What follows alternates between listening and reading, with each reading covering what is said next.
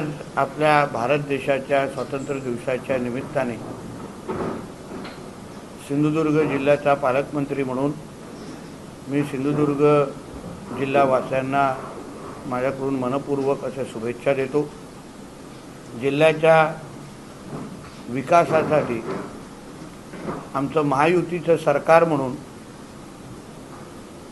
ज्या ज्या गोष्टी करण्याची गरजेच्या आहेत, आपल्या सिंधुदुर्ग जिल्ह्याला एक अग्रेसर जिल्हा म्हणून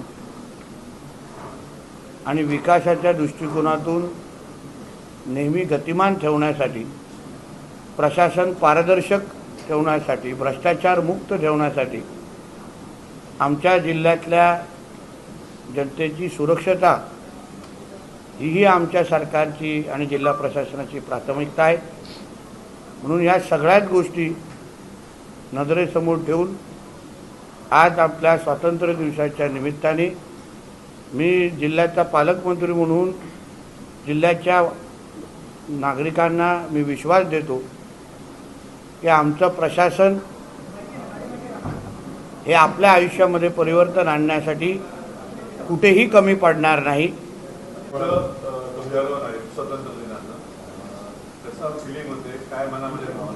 माझ्यासाठी एक फार भावनिक क्षण आहे। ज्या जिल्ह्याची सेवा म्हणजे वडील सन्मान्य राणे साहेबांनी 1990 पासून ते आत्तापर्यंत ते करत आलेले आहेत। राणे कुटुंबीय म्हणून आम्ही ह्या जिल्ह्याच्या प्रत्येक नागरिकाला आमच्या कुटुंबाचा एक सदस्य म्हणूनच आम्ही नेहमी पाहिलेला आहे। आणि आज जिल्ह्याचा पालकमंत्री म्हणून मला ह्या जिल्ह्याची सेवा करण्याची जी संधी मला जी आज मिळते आहे, त्याच्यापेक्षा मोठे क्षण किंवा मोठी घटना माझ्या आयुष्यामध्ये नाही आहे। ज्या गोष्टीला आम्ही आतापर्यंत लहानपणीपासून लांबून पाहायचो वडिलांना, त्यात स्वतः त्या स्थानावर उभं राहणं हे माझ्यासाठी फार भावनिक क्षण आहे। आणि म्हणून हे मी कधी न विसरणारा क्षण आहे। त्याचबरोबर माझ्या खांद्यावर तेवढी जबाबदारी पण आहे। भंडारी समाजाचे प्रथमच मायनाक भंडारी यांचं सभागृह आपल्या सिंधुदुर्ग झालं, त्याबद्दल काय? नाही, एक लक्षात घ्या, हे आपल्या सगळ्यांसाठी ऐतिहासिक क्षण आहे। भंडारी समाजाचं योगदान आमच्या सिंधुदुर्गासाठी नाही, महाराष्ट्र आणि देशाच्या याच्यामध्ये फार मोठ्या प्रमाणामध्ये आहे। जिल्ह्यामध्ये आमच्या भंडारी समाज हा मोठ्या प्रमाणामध्ये इथे राहतो, वावरतो, जिल्ह्याच्या विकासामध्ये मोठ्या प्रमाणामध्ये योगदान देतो। मायनाक भंडारीजींचं काम स्वराज्याच्या वाटचालीमध्ये फार मोठं आहे। छत्रपती शिवरायांचे आगर प्रमुख म्हणून त्यांचं नावलौकिक आहे। त्यांनी असंख्य युद्ध आमच्या महाराजांसाठी समुद्राच्या माध्यमातून जिंकून दाखवलेले आहेत, स्वराज्याचं नाव मोठं केलेलं आहे। आणि म्हणून आज आमच्या जे जुनं सभागृह होतं ते आमचे जिल्हाधिकारी अनिल पाटीलजींनी अतिशय सुसज्ज करून घेतलेलं आहे।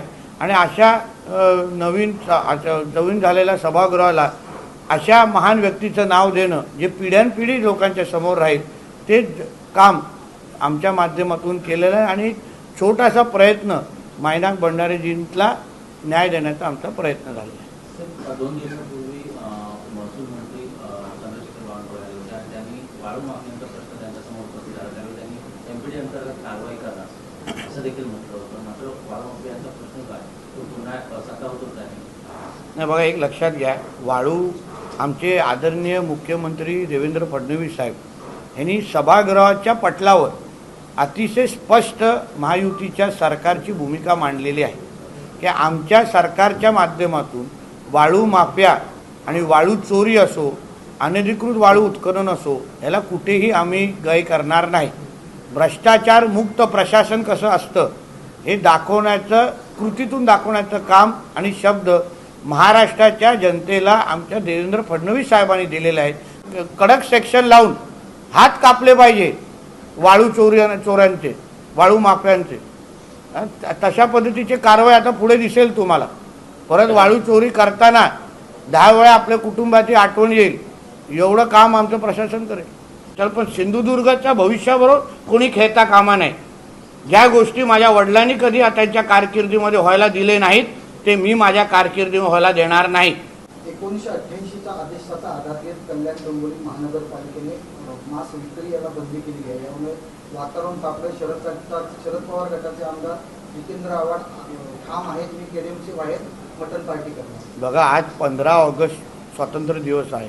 आज शुभ दिवस आहे, पण त्याचबरोबर हिंदू धर्माच्या दृष्टिकोनातून पण आज फार महत्त्वाचा दिवस आहे, जिथे आपण मटण मांस मच्छी खात नाही.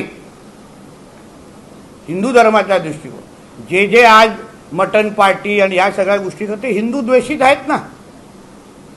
हिंदू धर्माला द्वेष करणारे आहेत, ज्यांना कधी महाकुंभमध्ये पण जेणेकरून प्रश्नचिन्ह निर्माण केला.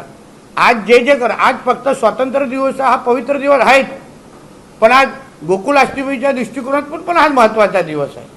आणि मग हिंदू धर्माच्या दृष्टिकोनातून अगर एवढा महत्त्वाचा दिवस असेल, तरी तुम्हाला प्रॉन्स खायचे आहे, तरी तुम्हाला मटण खायचं आहे, मटण पार्टी खायचं आहे, म्हणजे तुम्हाला हिंदू धर्मावरच द्वेष आहे. मग स्वतःला हिंदू कशाला म्हणून दाखवता? लावा ना नावापुढे दुसरी धर्माची नावं लावून टाका. सांगा आमचा धर्मांतर झालेला आहे, हिंदू धर्माची आमचा काय संबंध, सांगून टाका आणि मोकळे व्हा ना. एवढीच हिंमत असेल तर मग स्वतःला हिंदू कशाला म्हणतात? बोला आम्ही शेख अब्दुल खान असं म्हणून टाका स्वतःला आणि संपून टाका विषय, की आम्ही हिंदू धर्माला मानतच नाही, सांगून टाका. हे जिहादी मानसिकतेचे लोक आहेत, ज्यांना हिंदू धर्माचा द्वेष आहे, आणि म्हणून हे सगळे मटण पाट्या होत आहेत.